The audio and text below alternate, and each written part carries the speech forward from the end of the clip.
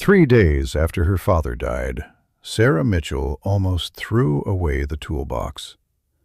It was sitting in the corner of his workshop the way it had always sat, red paint gone dull with age, the latch rusted half shut, the whole thing coated in that particular gray dust that settles over things that haven't been touched in a long time. She had already filled 2 garbage bags that morning, old rags, bent nails in coffee cans, a radio that hadn't worked since the 90s, the small, accumulating debris of a life spent working with his hands. The toolbox was heavy, the kind of heavy that makes you think twice. She grabbed the handle. She was halfway to the garbage bag when something shifted inside. Not a tool shifting, not a wrench rolling. Something softer than that. A rustling. She set it down on the workbench and worked the latch open with both hands and lifted the lid. And there they were, stacked in 3 neat bundles, tied with the kind of plain white kitchen string her father had always kept on a hook by the back door. Envelopes. Dozens of them, all addressed in the same careful handwriting. Her father's handwriting, and every single one of them addressed to her. Sarah Mitchell stood alone in her father's workshop on a gray Tuesday morning in October and looked at those letters for a long time without touching them. Outside, a car passed on the road. Inside, the only sound was her own breathing, and somewhere in her chest, something cracked open that she hadn't known was sealed. His name was Robert Mitchell. He had lived his entire life within 30 miles of Harlan, Kentucky. He had been born there. He had gone to school there. He had married there, buried his wife there, and on a quiet Saturday morning in late September, he had died there, in the same house where he had lived for 51 years. He was 82 years old. He went in his sleep, the way people say when they mean kindly, which in Robert's case happened to also be true. His neighbor, a woman named Dottie Pressman, who checked on him most mornings, found him at 9 o'clock when he didn't answer the door. The doctor said it was his heart. Quick and clean. He had not been sick, exactly. He had been slowing down the way old engines slow down, gradually, noticeably only to those paying close attention. Sarah had not been paying close attention. She lived in Nashville now, had lived there for nearly 25 years. She had a house there, a husband named Greg, 2 kids who were mostly grown and mostly kind, and mostly busy with their own lives. She had a job she was good at and friends she liked, and a life that was full in all the ways a life can be full. She had called her father on Sundays, most Sundays. She had visited at Thanksgiving, usually, sometimes Christmas. Sometimes she had meant to come in the summer and it had not worked out. She had always thought there was more time. She had thought that right up until Dottie Pressman called her on a Saturday morning and said, "Honey, I am so sorry." And Sarah had sat down on the edge of her kitchen counter and felt the floor tilt slightly under her feet. She drove up alone. Greg had offered to come. She had told him she was all right. She was not entirely all right, but she was not sure what she needed yet, and she did not want to figure it out in front of anyone. So she drove the 3 hours alone, with the radio off and her hands steady on the wheel, and her mind doing what minds do when they are not ready to do the thing they have to do next. The house was exactly as she remembered. That was the first thing that surprised her. She had not been there in 14 months. She had thought it might feel different, smaller, maybe, the way places from your childhood tend to shrink when you return to them as an adult. But it did not feel smaller. It felt the same. The white siding her father had repainted every few years, whether it needed it or not. The side gate that stuck unless you lifted it slightly as you pushed. The garage with the light left on, because her father had always left the garage light on. She did not know why. She had never asked. She went inside and stood in the kitchen for a while. His coffee mug was still on the counter, half full. She stood there looking at it and did not touch it for a very long time. The house smelled like him, like motor oil and old wood, and the particular soap he had used her entire life, a brand she couldn't have named but would have recognized anywhere. She stood in the kitchen and breathed it in and told herself to get started. There was a lot to do. She got started. The workshop was at the back of the property, a separate building her father had put up himself in 1987, with help from two men Sarah had never known by name. She remembered watching it go up one summer when she was a teenager, boards and beams and her father moving through it all with the focused quiet he brought to everything he built. It had been his place, his real place. More than the house, more than the kitchen where he ate, or the living room where he watched the evening news. The workshop was where Robert Mitchell had actually lived, where he was most himself, where he spent his Saturdays and his slow evenings, and the long hours after her mother died, when the house had become too quiet to bear. Sarah pushed open the workshop door and the smell hit her first. Oil and metal and sawdust and time. She stood in the doorway. Everything was in order. That was her father. Tools hung on their hooks, cans of bolts sorted by size. The workbench clear except for a rag folded twice and placed in the upper left corner. Even now, even gone, the workshop told you everything about who he was. A man who put things in their right place. A man who believed in order and maintenance and showing up and doing the work. A man who had never once told his daughter that he loved her out loud, that she could clearly remember. Sarah started with the shelves. She found the toolbox in the corner at about 10 in the morning. She almost didn't open it. She had already decided it was going to the church rummage sale, the whole corner of old tools and equipment that had no practical use to anyone in her current life. She was being efficient. She was keeping herself moving because moving was the only way she knew how to get through the next few days without sitting down somewhere and not getting back up. The toolbox was old and heavy, and the latch was stubborn. She grabbed the handle. She lifted. Something shifted inside, something soft, something that did not belong in a toolbox. She set it on the workbench. She worked the latch. She lifted the lid, and the breath went out of her completely. They were tied in 3 bundles with plain white kitchen string. She counted them with her eyes before she touched them. 43 envelopes, all facing the same direction, all in her father's handwriting, all addressed to her. Sarah Mitchell. Her Nashville address on most of them, her college address on a few of the older ones, some with no address at all, just her name written carefully in the center. None of them had stamps. None of them had been mailed. She picked up the first bundle with both hands, the way you pick up something fragile, which she understood immediately was exactly what this was. She carried them inside. She sat down at her father's kitchen table, and she began. The first letter was dated September 14th, 12 years ago. The paper was the kind her father had always kept in the desk in the hallway. Plain, white-lined paper, 3 holes punched on the left side, the kind you buy in a pack of 200 at the drugstore. His handwriting was careful and slightly slanted to the right, the way it had always been. She recognized it the way you recognize a voice on the phone before the person says their name. She unfolded it. She read, "Dear Sarah, I don't know why I'm writing this down. I guess because I've been thinking about you and I'm not good at calling. You know how I am on the phone.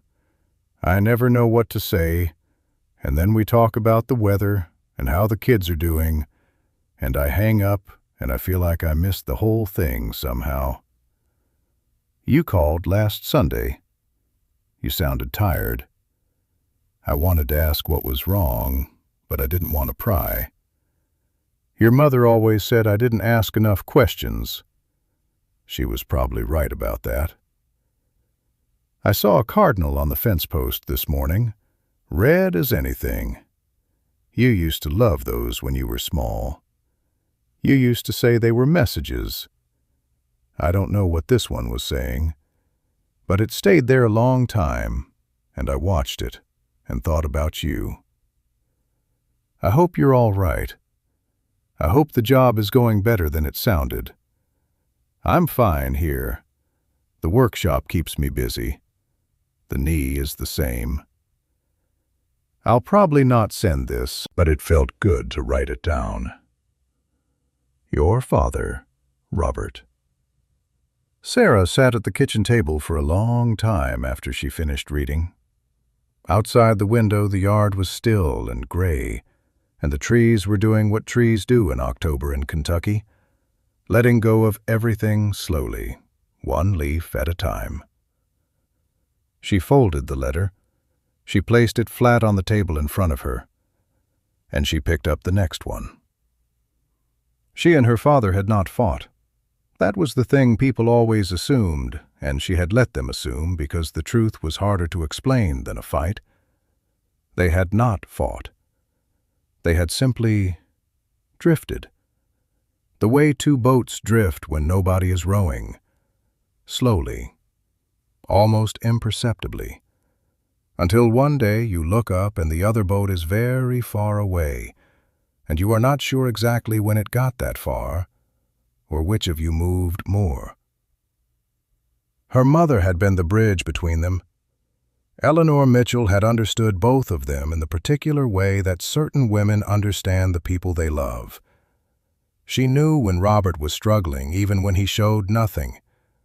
She knew when Sarah needed her father, even when Sarah said she didn't. She translated between them without either of them fully knowing she was doing it. Eleanor died when Sarah was 31. A long illness, the kind that takes its time.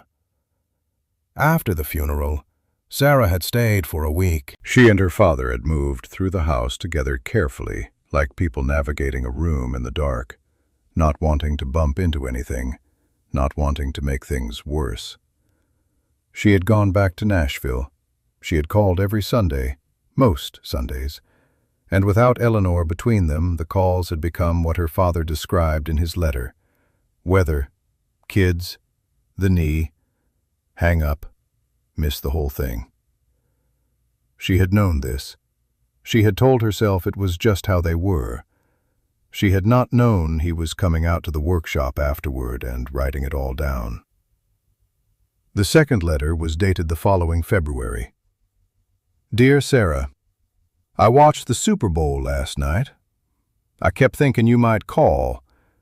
You used to always call during the Super Bowl when you were in college, always during halftime, always with something to say about the commercials. I don't know when that stopped. I made chili. Too much of it, like always. I've been eating it for 3 days. I fixed the Hargrove boy's truck this week. He's got 2 kids now. I remember when he used to ride his bike past the house. Time does something funny to people. I've been thinking about the summer you were 14 and you helped me rebuild the Chevy engine. Do you remember that? You were the only one of my kids who ever wanted to learn. You had grease on your face for 3 days and you were so proud of yourself, I thought you might float away. I was proud of you too. I don't know if I said that. I probably didn't say it enough. I'll stop there before I get maudlin. Your mother always said I got maudlin when I had too much time on my hands in winter. I hope you're keeping warm down there. Your father, Robert. Sarah put the letter down. She pressed both hands flat on the table. She had forgotten about the Chevy engine. She had completely forgotten. And now it came back to her all at once. The summer she was 14, the smell of the workshop, her father's patient hands showing her where each part went, the way he had nodded when she got something right without making a big thing of it, because he never made a big thing of anything. She had been so proud of herself. He remembered. He had always remembered. She sat in the kitchen, and the October light moved across the table, and she read the next letter, and the next one after that. He had followed her life from a distance that she had not fully understood until now. The letters made that clear. He knew things she had not told him directly. That she had been passed over for a promotion in 2009, and how hard that had been. He had heard it in her voice during a Sunday call, and written about it in a letter she never received. That her son Marcus had gone through a difficult year in middle school. Robert had noticed something in the way she spoke about him, a tension she had tried to hide, and he had written 3 pages about it, about how he wished he could help, about how he remembered a difficult year of his own at that age, and what had gotten him through it. He had written about her wedding. That letter was from 22 years ago. Dear Sarah, you looked beautiful today. I know fathers are supposed to say that and mean it in a general way, but I want you to be specific. It was the moment you came around the corner at the back of the church and you saw Greg standing up at the front, and your whole face changed, like something settled, like you recognized something. I have been trying to think of what to compare it to, and the only thing I can think of is the way your mother looked at me once, early on, when she didn't know I was watching. I danced with you, and I didn't say any of the things I wanted to say. I talked about the chicken being dry, which it was, but that was not the point. The point was that you were my daughter, and you were happy, and I was so grateful for that I didn't have words for it, and so I talked about the chicken. Greg seems like a good man. I think he will take care of you. I think you will take care of each other, which is better. I love you, Sarah. I don't say that enough. I know that. Your father, Robert. She had to stop after that one. She pushed back from the table. She walked to the window and stood there with her arms folded across her chest and looked out at the yard where she had grown up and let herself cry for the first time since she had arrived. Not loud crying, the quiet kind. The kind that comes when something has been held in place for a long time and finally gives way. She stood at the window for a while, then she went back to the table, and she kept reading. She found the photographs on the 3rd day. She had gone back to the workshop to continue sorting, moving slowly now, more carefully, the way you move through a place once you understand it has more to offer than you first thought. In the bottom drawer of the wooden cabinet along the back wall, she found a manila envelope, the clasp bent shut, her name written on the front in her father's hand. Inside were photographs, 40, maybe 50 of them. Some she recognized immediately. She had sent them over the years. Christmas cards with photos tucked inside. A few she had mailed separately with letters she barely remembered writing. School pictures of the kids from years ago. But some she did not recognize at all. Someone had taken them without her knowing. Or she had known and forgotten. Her daughter Emma's soccer game, shot from the bleachers. She had sent her father a program once, mentioned the game in passing. She had not known he came. Her son Marcus at his high school graduation, shot from a distance. She had not seen Robert in the crowd. A photograph of her house in Nashville, taken from the street. Just the front of the house, the maple tree in the yard, the light in the upstairs window. He had driven to Nashville. He had driven to Nashville and stood on her street and taken a photograph of her house and driven back to Kentucky and never mentioned it to her. She sat on the workshop floor with the photographs in her lap. She thought about that.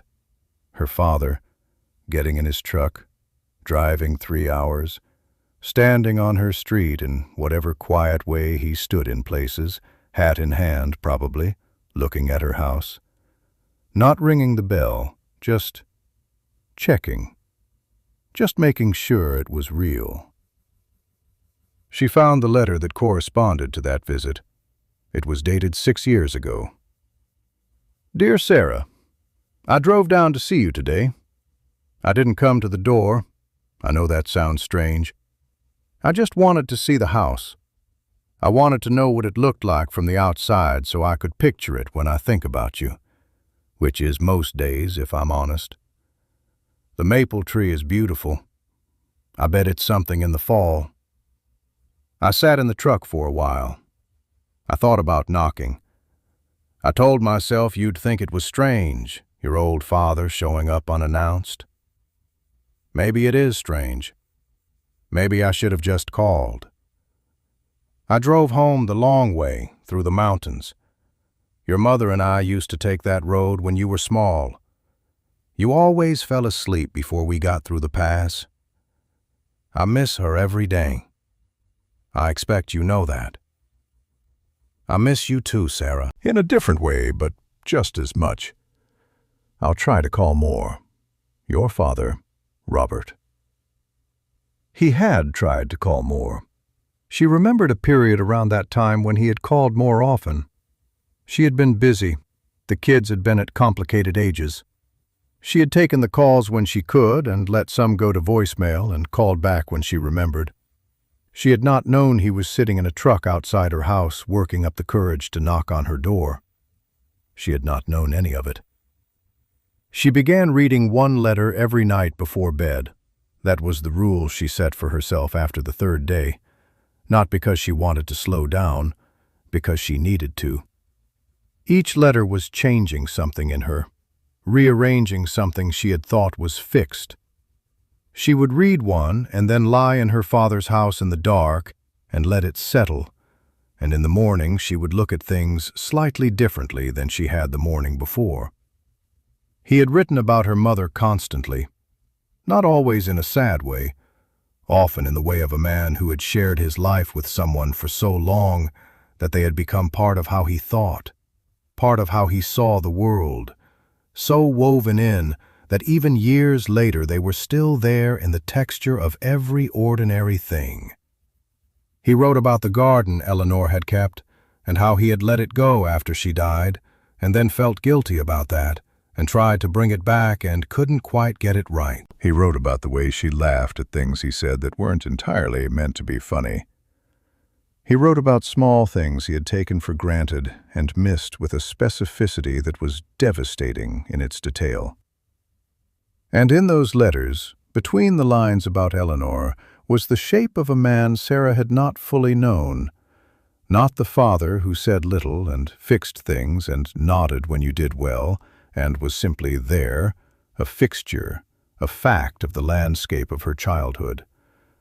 But a man, a person who got lonely and uncertain and wistful, and sometimes drove 3 hours just to sit outside his daughter's house because he didn't know how to knock on the door.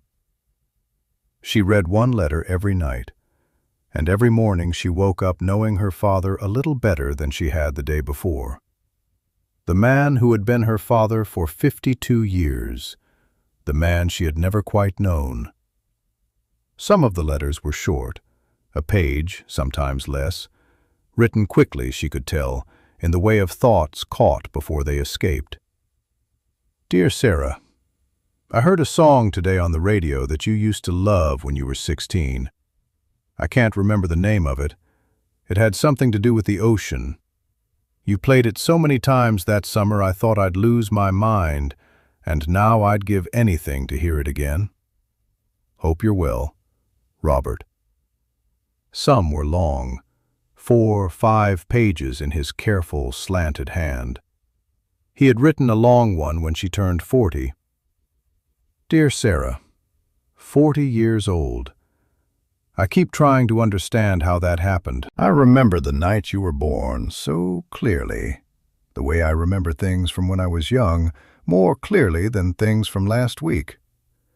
The doctor handed you to me, and I didn't know what to do with you. You were so small. You looked at me like you were deciding something. I was 28 years old, and I was terrified. Nobody tells you that part, that having a child is mostly terrifying, and you just don't say so because everyone is looking at you expecting joy, and there is joy, there is so much joy. But underneath it is this constant terror of doing it wrong. I did some things wrong, I know that. I worked too much when you were small. I thought that was what a father did. Provided, showed up, kept things running.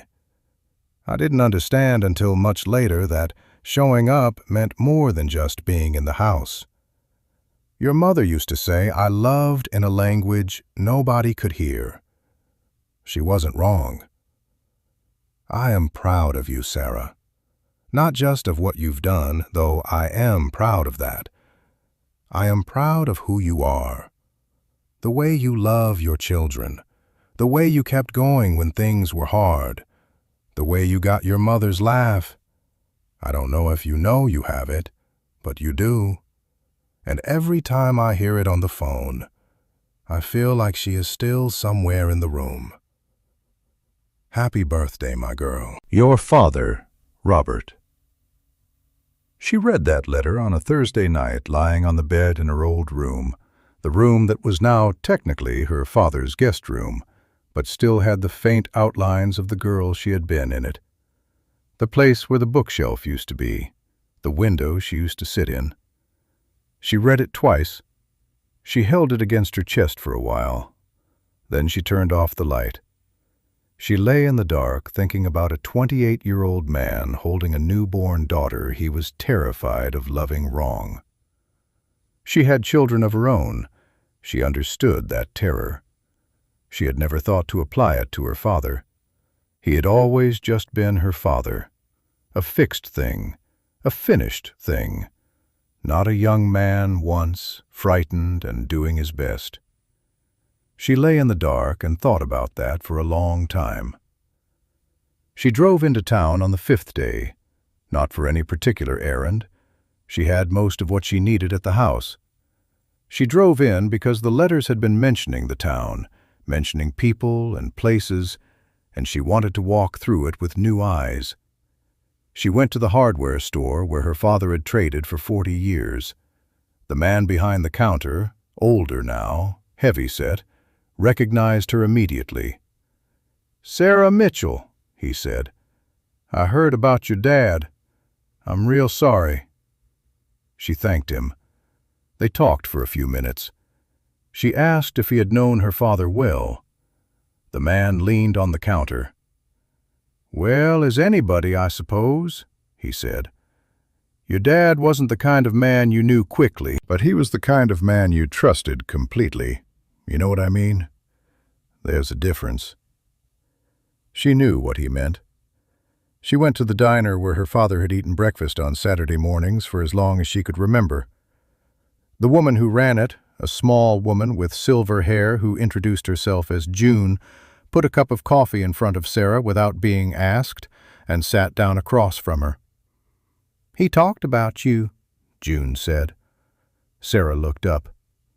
"Not constantly," June said. "He wasn't that type. But sometimes on a slow Saturday he'd get a little reflective. He'd mention you. Said you were doing well down in Nashville. Said you had good kids." She paused. "He was proud. You could hear it even when he wasn't saying much." Sarah wrapped both hands around the coffee cup. "Did he seem lonely?" she asked. She hadn't meant to ask it that directly. It came out before she could soften it. June considered this honestly, the way a woman who has been watching people in a diner for 30 years considers things. "I think he was at peace," she said finally. "But yeah, some mornings there was something in him that was just quiet in a heavy way. You know the difference between a man who is quiet because he's content and a man who is quiet because he doesn't have anyone to talk to." Sarah knew the difference. She drove back to the house. She sat in the workshop for a while, just sitting, not sorting anything, just being in the space. Then she went inside and read 2 letters that night instead of 1. He had written about blame. That was the letter she had been afraid of, the one where he took stock of what had happened between them and tried to understand whose fault it was. She found it near the end of the second bundle, dated 4 years ago. "Dear Sarah, I've been thinking about why things went the way they did between us, why the distance, why neither of us ever quite closed it. I want you to know I don't blame you. I need to say that clearly because I'm not sure I've ever said anything clearly enough where you were concerned. I blame myself. Not in a way that is useful to anyone, just in the honest way of a man looking back at a road and seeing the turns he should have taken. I should have called more. I should have visited more. After your mother died, I think I retreated. I think I convinced myself you had your own life and didn't need me underfoot. But that was fear talking. Fear of being a burden. Fear of being more than you wanted to deal with. I was never good at needing things from people. Your mother used to say that I was the most self-sufficient person she had ever met, and that it was both my greatest quality and the thing that most broke her heart. I think I understand now what she meant. You didn't create the distance, Sarah. You responded to it. There is a difference, and I want you to know that I know the difference, even if I never said so. I love you. I am sorry it took me this long and this particular method to say it properly. Your father, Robert. She read that letter in the kitchen at 2 in the morning. She had woken up and not been able to go back to sleep, and come downstairs and read it in the quiet of the house with a glass of water on the table beside her. She sat with it for a long time. The thing about a letter like that, from a person who can no longer talk to you, is that you cannot answer it. You cannot say what you need to say. You cannot correct the record on your end. You cannot tell him that you also retreated, that you also convinced yourself, that the distance was a thing you built together from both sides without ever meaning to. She could not tell him any of that. She could only sit at the kitchen table at 2 in the morning and hold the letter and feel the particular grief of a conversation that arrived too late. She whispered something into the quiet of the kitchen. She wasn't sure exactly what she said, but she meant it. One of the letters was different from all the others. It was in a plain envelope like the rest, her name on the front in his handwriting. But when she unfolded the paper inside, there were 2 things: a letter and a smaller envelope, sealed, with 2 words on it. For Eleanor. She held it for a long time before she understood. He had been writing to her mother, too. He had written her mother a letter and sealed it, and tucked it inside a letter to Sarah. Her hands were not entirely steady when she read the letter. Dear Sarah, I'm enclosing something I'd like you to keep for me. I wrote your mother a letter. I know that sounds odd. She's been gone 11 years now. But I had some things I wanted to say, and writing them down is the only way I know how to say them right. You don't have to read it. I'll leave that to you. It belongs to you now as much as anyone. I just couldn't bring myself to throw it away. Your mother and I had 44 years together. That is a long time to share a life with someone. Long enough that you stop being able to tell where you end and they begin. I still reach for her sometimes in the morning, half asleep, before I remember.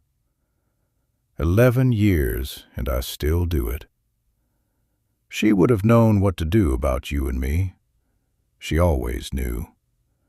She would have made me call you, and she would have made you answer, and she would have found some reason to get us both in the same room, and she would have stood there with her arms crossed, looking at us until we talked like human beings. I miss her every day. I miss you too. Your father, Robert. Sarah held the small sealed envelope for a long time. For Eleanor. She thought about opening it. She decided not to. Some things belong to the people they were meant for. She put it back in the larger envelope and held it against her chest. And she sat in the workshop in the gray afternoon light of Kentucky in October and felt the presence of her mother so strongly that she had to close her eyes. She started talking to him. Not out loud exactly, or not always out loud. More of an ongoing conversation in her head that she carried with her as she moved through the house, through the workshop, through the town. She would read a letter and think what she would have said back. She would find something of his, a tool or a photograph or a coffee cup with a chip in the handle he had used anyway for years, and she would think of something to tell him. She told him she remembered the Chevy engine. She told him she had thought about it more than he probably knew that summer, that it had been one of the best summers of her life, and she hadn't had the words for it at 14, and then too much time had passed to say it. She told him she was sorry she hadn't visited more. She told him she understood now why he didn't knock on her door that day in Nashville. She would have been glad if he had. She wanted him to know that. She would have been glad.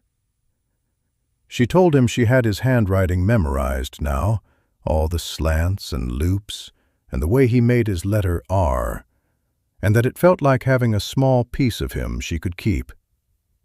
She told him she was going to do better with her own kids. That was the one she said out loud, in the workshop on a bright, cold morning, to no one and to him. I am going to do better. I am going to say the things. I am going to call when I think of them, not later, not when it's convenient, right then. I am going to knock on the door. She reached the final bundle on the 8th day. These were the most recent letters, the last 5 years of his life. His handwriting had changed slightly, still careful but slower, the pressure of the pen a little lighter. He had written about getting older with a matter-of-factness that she recognized as completely him. The knee was worse. He had gone to a younger mechanic for the first time in 40 years because he couldn't get under certain cars anymore, and he was not happy about it. He had started going to bed earlier. He had taken up bird watching, which he mentioned with some embarrassment, as if he knew it was the kind of thing people expected of old men, and he had resisted it until the birds outside his workshop window became simply impossible to ignore. He had written about watching her children grow up through photographs and the occasional video she had sent. Dear Sarah, I watched the video you sent of Emma's recital 3 times. I know I only said thank you when you sent it and left it at that. I should have told you that I watched it 3 times, and that the 3rd time I cried a little, which I will deny if asked.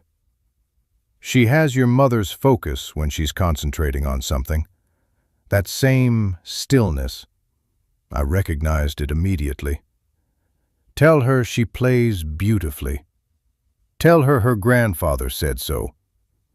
Or don't. I know that might be strange, coming from someone she barely knows. I wish she knew me better. That's the truth of it. I wish a lot of things. Your father, Robert, Sarah called Emma that night, just to hear her voice. Emma said, Mom, is everything okay? You sound strange. Sarah said, I'm all right, sweetheart. I just wanted to hear you. They talked for an hour. At the end, Emma said, I love you, Mom. And Sarah said, I love you too. Really, I mean it." And Emma laughed a little and said, "I know, Mom. I know you do." After she hung up, Sarah sat in the kitchen for a while. Then she picked up the next letter. The second to last letter was dated 8 months before he died. She could see the difference in his handwriting clearly now. Still legible, still careful, but slower. A man being deliberate about something that had once come easily. "Dear Sarah, I've been thinking about what I want to say, if I could say anything. Not my last words, don't get dramatic on me. Just, if I could say one thing clearly, without the phone getting in the way, or the weather, or how the kids are doing, or whatever it is we talk about instead of what we mean. Here is what I would say. You were the best thing I did. Not the shop, not the house, not anything I built or fixed or maintained. You. Watching you grow up. Watching you become who you are. You did that yourself, mostly, the way children do. They grow into who they are going to be, and the parents try not to get in the way too much. But I was there for it. I had a front row seat to you becoming Sarah Mitchell, and I never told you what a privilege that was. It was a privilege. I was not always good at being your father. I know that. I was better at showing love through doing things than saying things, and I think sometimes the doing things was too quiet for you to hear. I should have been louder. I'm saying it now. You were the best thing. Your father, Robert. She did not try to stop crying after that one. She just let it happen. She sat at the kitchen table with the letter in both hands, and she cried the way she had not let herself cry since she arrived, fully and without managing it, because there was nobody there to see, and her father had been quiet his whole life, and she was not going to be quiet about this. She cried for a long time. Then she washed her face. Then she picked up the last letter. It was not dated. That was the first thing she noticed. All the others had dates. He was a precise man, her father, a man who believed in keeping records, in noting when things happened. The absence of a date on the last letter felt intentional, like he had written it outside of time, like it was not for any particular day, but for whatever day she needed it. The handwriting was slower still, but the words were very clear. Dear Sarah, if you're reading this, then either I got brave enough to finally mail these, which I doubt, or something happened and you found them yourself. Either way, hello. I have been writing to you for a long time. I'm not sure I knew why I was doing it when I started. I think I just needed somewhere to put the things I couldn't say. You know how I am. You know the phone defeats me. You know I go quiet when I should go loud. These letters were my loud. I want you to know some things. I want you to know that not one day went by when I didn't think about you. Not one. You were always in my mind somewhere, the way your mother is, a steady presence that I carried with me into everything I did. I want you to know that the distance between us was never about love. Love was never the question. Love was always the answer. I just didn't know how to show you the math. I want you to know that you gave me more than you know. More than the calls on Sundays, more than the visits at Thanksgiving, more than the photographs and the videos and the Christmas cards. You gave me the knowledge that you were out there in the world, alive and well, and living a life that was yours, fully yours. and that knowledge was enough to get me through a lot of mornings that might have been hard otherwise. I am not asking you to forgive me for the silence. Silence was just my language, and I was never fluent in anything else. But I hope you can understand it. I hope these letters help. Be good to yourself, Sarah. Call your kids for no reason. Tell people what they mean to you before it gets too late. That is the only advice I have left that is worth giving. I love you. I always loved you. I should have been louder. Your father, Robert. She sat with that letter until the light in the kitchen changed from morning to afternoon.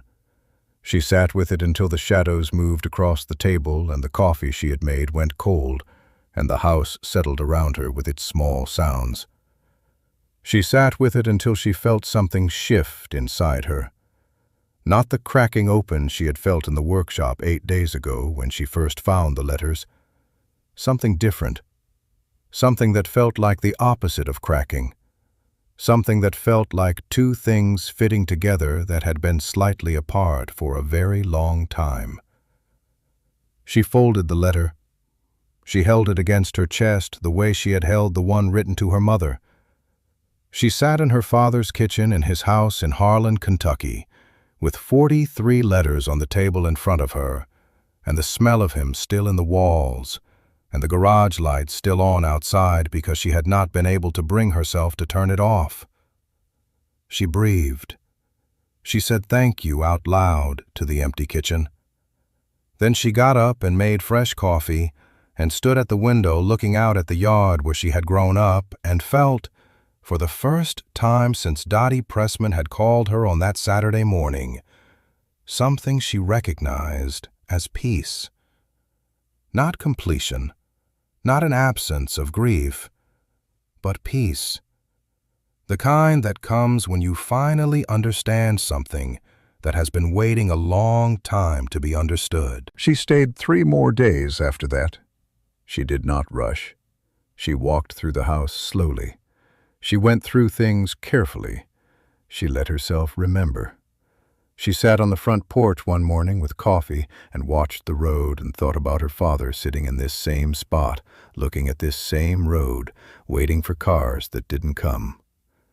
She thought about how much of life is waiting, how much of love is waiting, waiting for the right moment to say the thing, waiting until you're sure, waiting until it won't seem strange or sudden or too much, waiting until next Sunday, next Thanksgiving, next year, waiting. And how sometimes the waiting goes on so long that the moment passes and the letter sits in the toolbox and the garage light stays on and the coffee mug stays on the counter and the only thing left is what you should have said. She called Greg on the second to last morning. She talked to him for an hour, really talked, the way she and her father had never quite managed.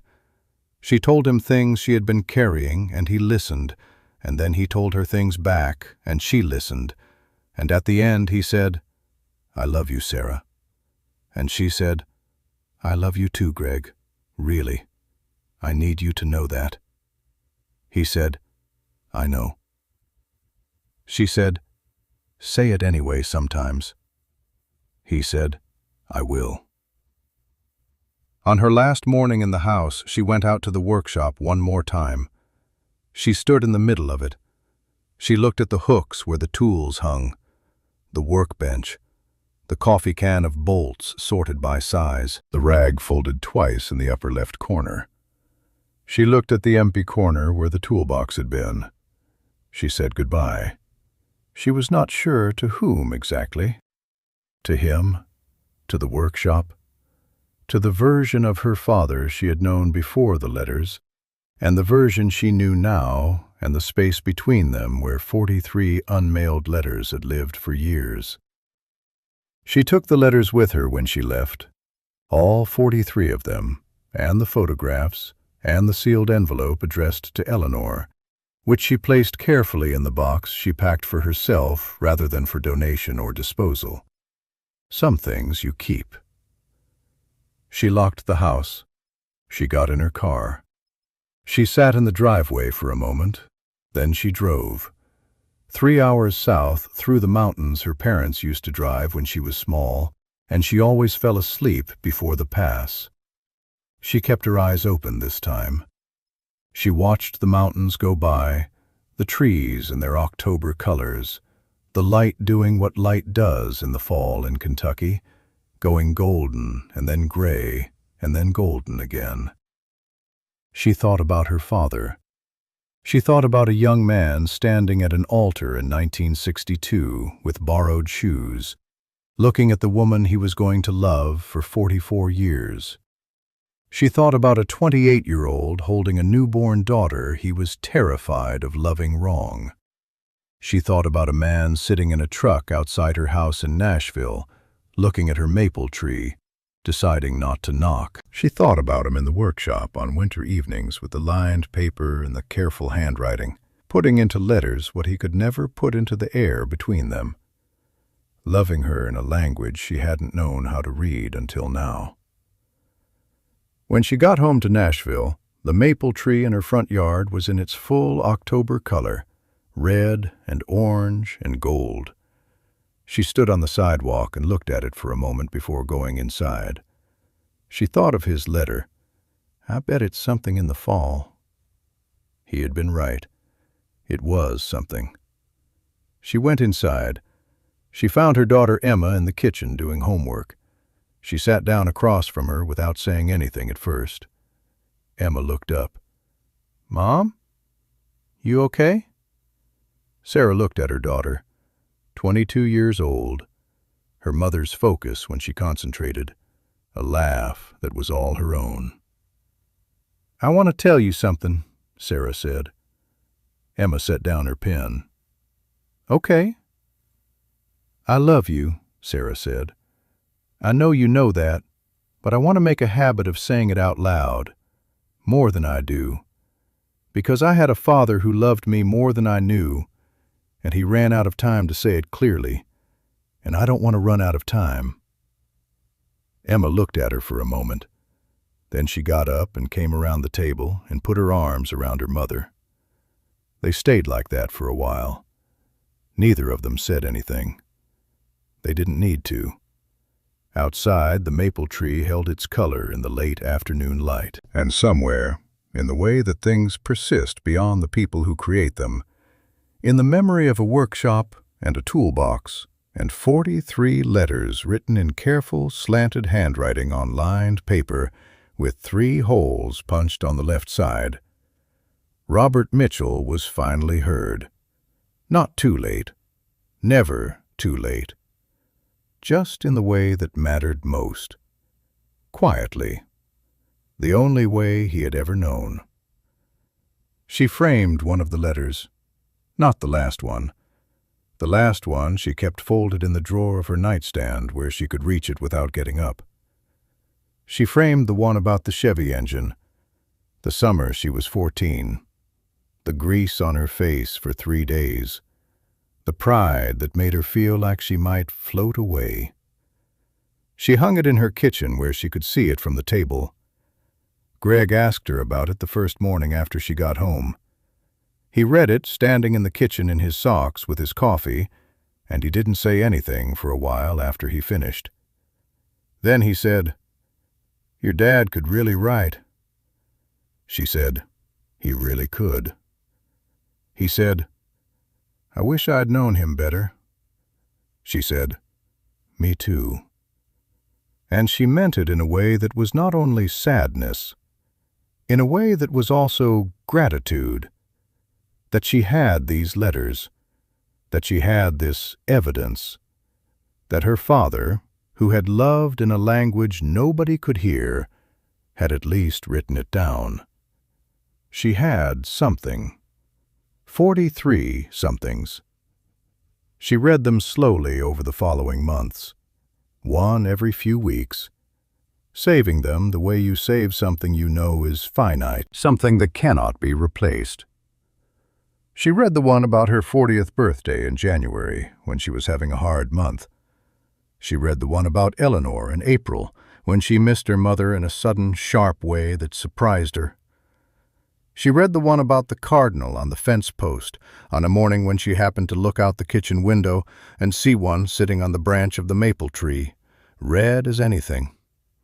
She stood at the window with her coffee and looked at it for a long time. She did not know what message it was carrying, but it stayed there a while, and she watched it, the way her father had watched his, thinking of her. Her son Marcus came home for Christmas that year. He was 24 now, living in Chicago, building a life that was fully his in the way she had built a life that was fully hers. She watched him move through the house over the holiday and saw in him things she recognized and things that were entirely his own, and felt the specific love of a parent watching their child become a person. On Christmas Eve, she gave him one of the letters, not the original. She had made a copy. She had made copies of all of them, carefully, at the copy shop downtown, and put the copies in a binder and kept the originals in the box with the photographs and the envelope addressed to Eleanor. She gave him the letter about the wedding, the one about recognizing something in someone's face, about talking about the chicken, about the difference between a moment and what you do with it.